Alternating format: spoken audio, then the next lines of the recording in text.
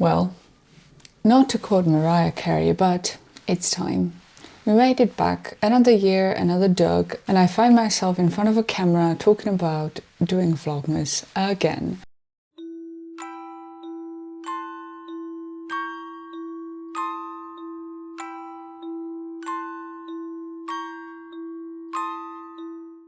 I did Vlogmas last year. I did makeup because I have a ton of makeup palettes that barely get used, and if I do use them I go to the same thing every time because I know it works. And I thought, what fun would it be if I did one makeup look a day?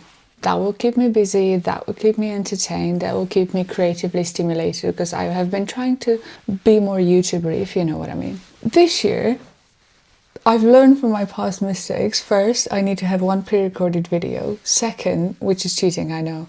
Second, I'm really bad at talking and doing makeups at the same time because I'm not that great at it, so it's not muscle memory for me. Unless I'm doing that, one same makeup, which funnily enough, I'm probably going to do today.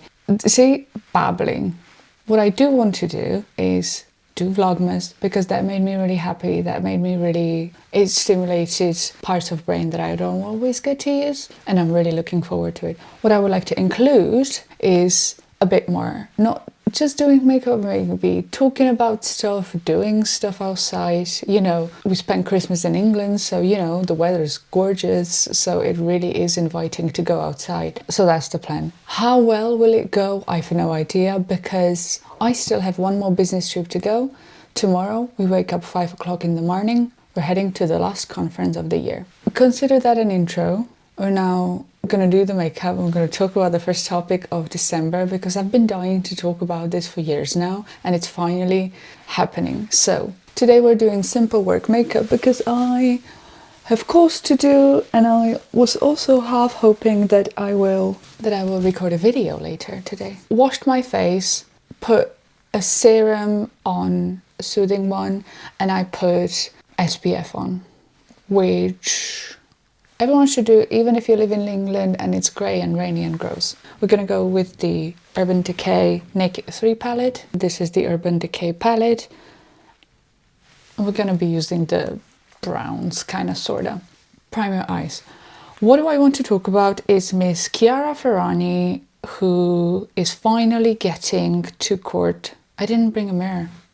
Well, this is great. She's finally getting to court to address Pandorogate, which is a silly name, but let's talk about it. Pandoro, if you don't know, you might know panettone. So there are two cakes that are traditionally Christmassy in Italy, Pandoro and panettone. My personal favorite is Pandoro because it traditionally comes with no fruit inside, no chocolates, no raisins, no nothing.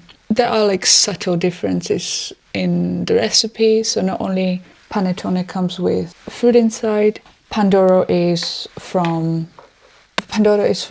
Verona and panettone is from Milano. The shape is different. That's the biggest, there are two big differences. Pandoro is 8-pointed start, panettone isn't. Pandoro doesn't have any fruit in, panettone usually does. I'm gonna do light, I'm gonna do this lighter shade and then use the factory. Okay, I've got the details open here because I don't wanna, if we're talking about Naomi's Scandal Light, I do wanna get the details right. So in 2021, Ferragni has been the center of controversy as the protagonist of the Pandorogate fraud. We really need to get less dramatic. Right, so Chiara is an Italian influencer. I think she started as a blogger. She's from Sicily. Then she went into online media presence and started her fashion brand using that. Never liked her fashion, mostly because it was just an influencer doing fashions. I don't know, I didn't get the feeling like she was loving her fashion. She wasn't really sporting it as much. Like if you compare it to now very prominent Victoria Beckham, very different. But 2022, there was this pink Christmas campaign by her. She co-branded Pandoro. It was pink and she was promoting it heavily across all her social media channels. She was saying that buying the cake would result in donations. She mentioned a hospital in Turin. Similarly to Naomi's scandal, the allegations are that the donation did not match the scale of the campaign. It is said that the company company that Chiara partnered with, Balocco, has made a donation of €50,000, but they're saying it was a significant time before the campaign launched, and they are also saying that no additional links between the campaign and the donation have been uncovered. Okay, I need to get going. So basically they were driving sales, getting engagement on social media, so everyone was benefiting from this. It got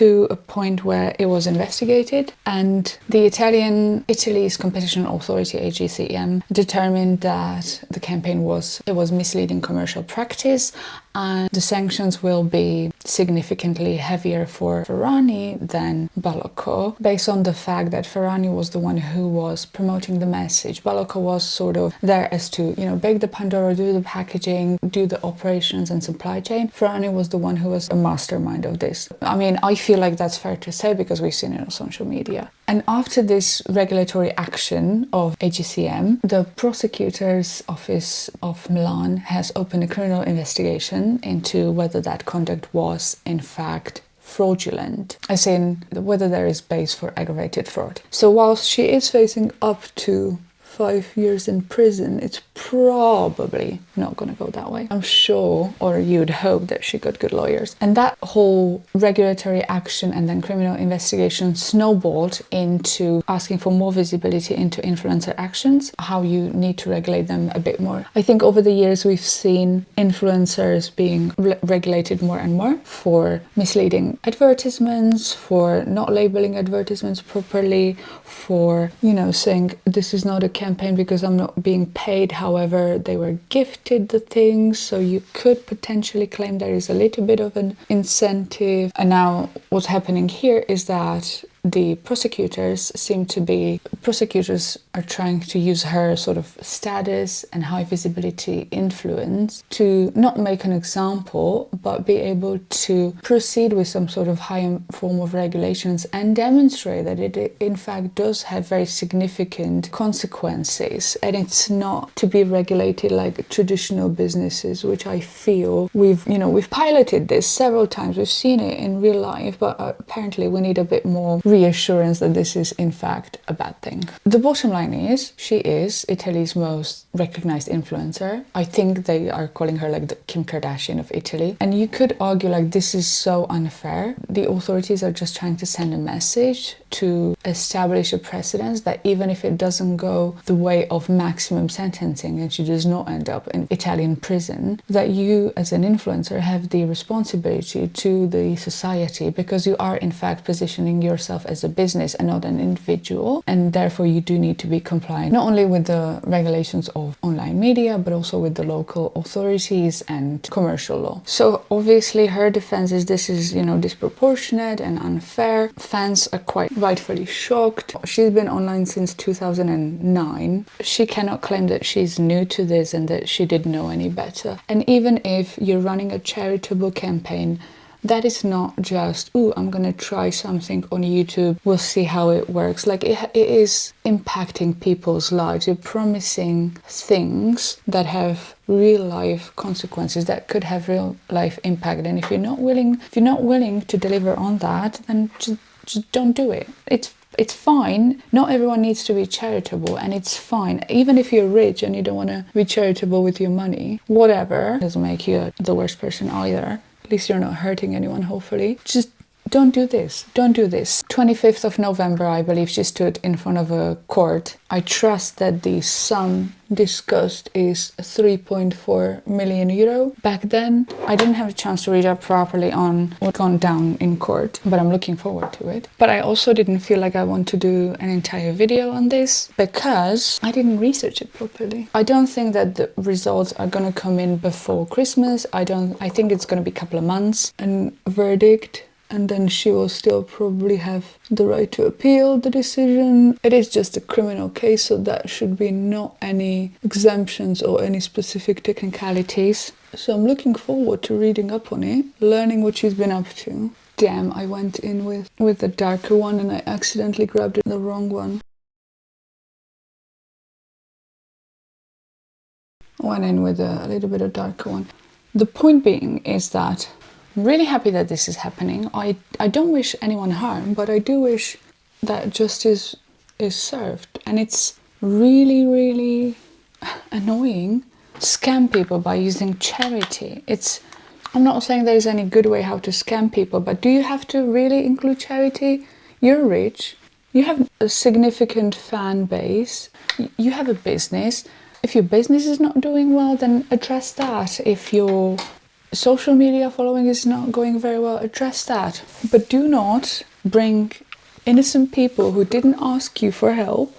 You offered, but do not bring them into your stupid capitalist games. Like, no one asked you to be charitable. If you don't want to be charitable, don't be charitable. And if you are charitable, just make peace that it might raise an amount of money that you would really be interested in keeping for yourself. However, the right thing to do is to do good by the people that you promise to help out.